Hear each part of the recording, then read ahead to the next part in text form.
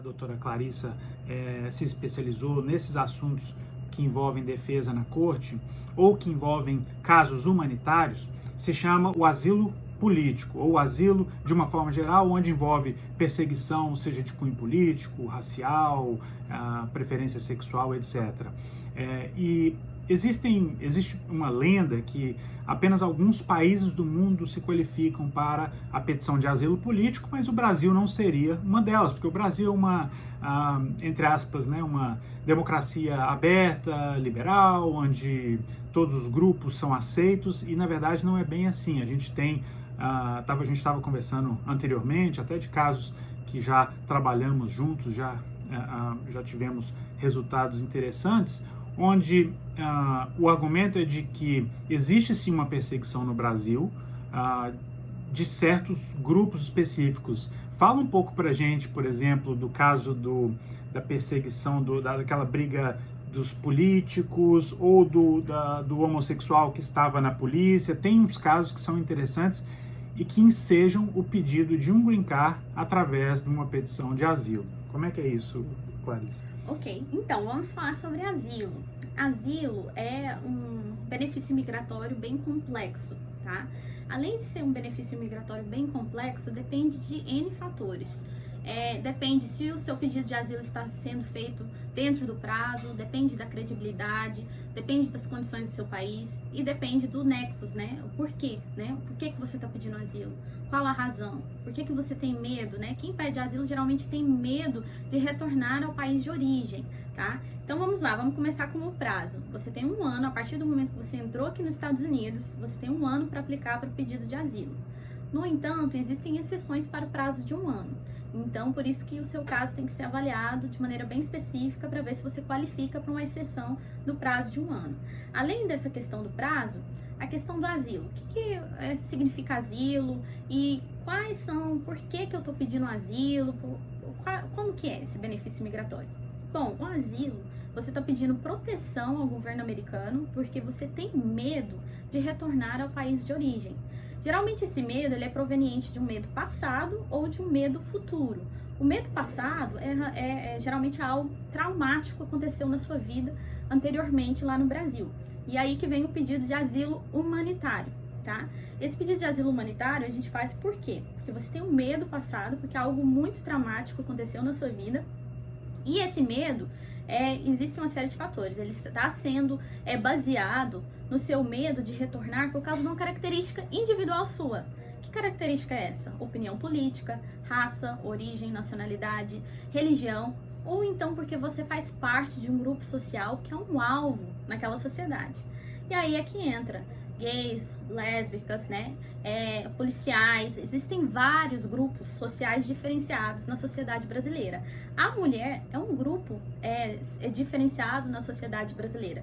A mulher é tanto quanto um grupo diferenciado que o próprio Código Penal viu a necessidade de tipificar o crime de feminicídio, pelo fato da taxa de homicídio contra a mulher ser muito alta. E aí é que vem, você é mulher, você tem medo de retornar ao seu país de origem. Por que você tem medo? É alguém que estava te perseguindo? Se era alguém que te estava perseguindo, por que essa pessoa estava te perseguindo? Qual a razão? É porque você é mulher? Então, assim, aí vem uma série de fatores que a gente tem que ir bem profundamente para analisar se você qualifica para um pedido de asilo ou não. Esse medo pode ser um medo passado ou um medo futuro, tá? Além desse medo, a gente tem vários fatores que precisam ser trabalhados. Tem o fator da relocação. Geralmente o governo tem o seguinte argumento: o Brasil é um país enorme, é só você mudar de um estado para o outro. E aí você vai estar protegido. Ou seja, se você foi perseguida lá em São Paulo, é só você ir lá para o Amazonas e aí você vai estar segura. Então aí precisa ser trabalhado que em nenhum lugar dos Estados Unidos você vai estar protegida. E essa é a parte mais difícil do asilo, que é provar que o relocamento, né, a relocação para um outro estado não será viável, né? E além disso, vem a parte do governo, a qual, né, o Dr. Alexandre Piquet acabou de me perguntar. É a questão do governo. Geralmente é o governo que persegue, ou então o governo falha em perseguir essa pessoa de um agente privado. Então, quando a gente fala em asilo, muitas pessoas têm a ideia de opinião política, de ser asilo somente baseado na opinião política, ou então de ser o governo que está perseguindo. Mas no próprio código do INA, quando a gente vai ler a respeito de asilo, a gente tem duas opções. Ou é o governo que está te perseguindo, ou o governo falha em te proteger de um agente privado. Então, o governo brasileiro, a gente sabe muito bem que é muito falho. Nós temos leis, né, as quais existem, tem a Lei Maria da Penha, existem várias leis, né, mas aí é que a gente vem. E só quem entende, né, da jurisdição brasileira e como que funcionam as coisas do Brasil, pode, né, vir a relatar e trazer todo esse cenário, né, para um oficial de asilo ou para um juiz de imigração, né, porque isso tem que ficar bem claro. Um juiz de imigração, ao qual viveu a vida inteira aqui nos Estados Unidos, ele não sabe o que é Brasil, ele não sabe a realidade brasileira.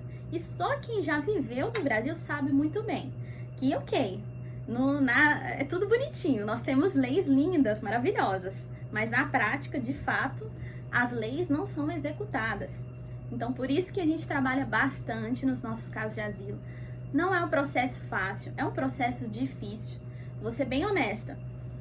Processo de asilo depende de uma série de fatores. E além de tudo isso, precisa ter um trabalho muito bem realizado, tá? Não pense que asilo é fácil de obter aqui nos Estados Unidos, que não é. Por isso que você tem que ter, né, um acompanhamento, tem que ter realmente alguém que entende do assunto para estar trabalhando nesse tipo de processo, porque não é fácil, tá? E tem duas maneiras de estar pedindo asilo, afirmativamente e defensivamente. O afirmativamente é quando você não está em um processo de remoção, tá? Você não tem nenhum juiz nenhum caso, né, perante a Corte de Imigração, e você está pedindo seu pedido de asilo perante a agência USCIS, a agência de imigração, e aí você vai ter uma entrevista com um oficial de imigração que vai analisar o seu caso. O que é melhor, porque não tem ninguém te acusando, né, de estar aqui irregularmente, ou então de estar você faltando com a verdade, ou algo assim. Um oficial de asilo, ele recebe vários treinamentos, né, para fazer uma entrevista, a qual não vai ser traumatizante, né, para quem está passando por aquela entrevista.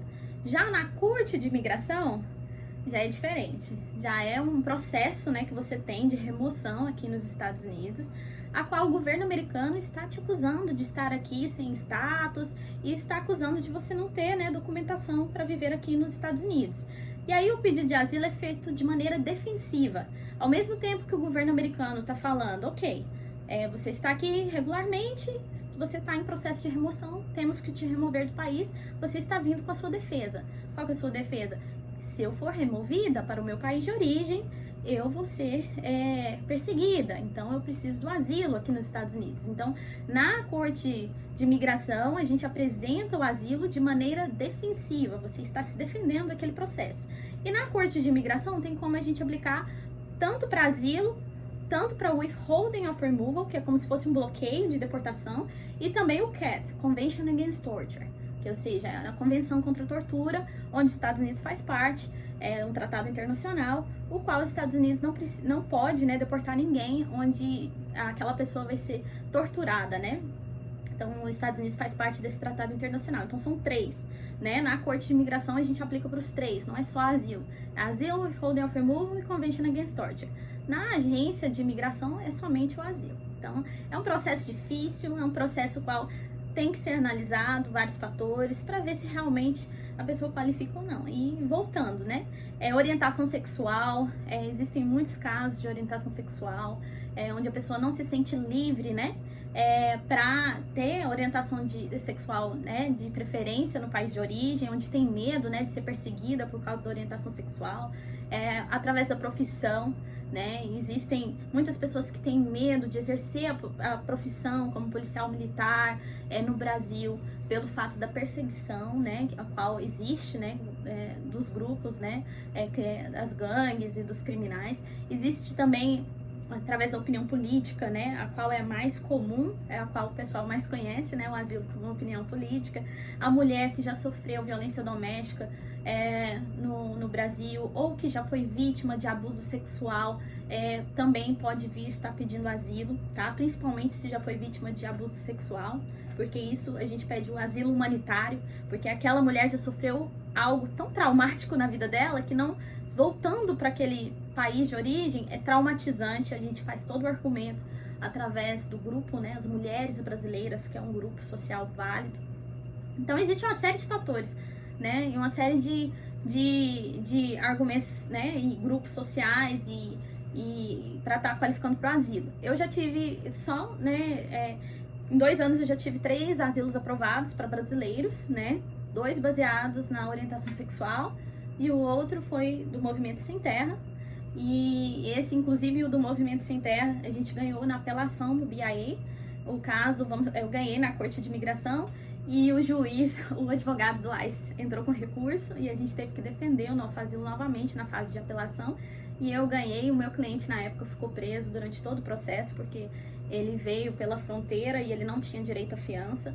Então, ele ficou preso aí, pode colocar aí, eu não lembro exatamente, mas foi entre 8 meses a 9 meses, né? Então, assim, e a gente ganhou no final e agora a gente está aplicando para o pedido de Green Card esse ano, né? Para todos esses clientes aí que a gente ganhou pedido de asilo. Mas não é fácil, vou ser sincera. É uma batalha, é um gigante, o qual a gente tem que realmente lutar com unhas e dentes, porque não é um processo fácil.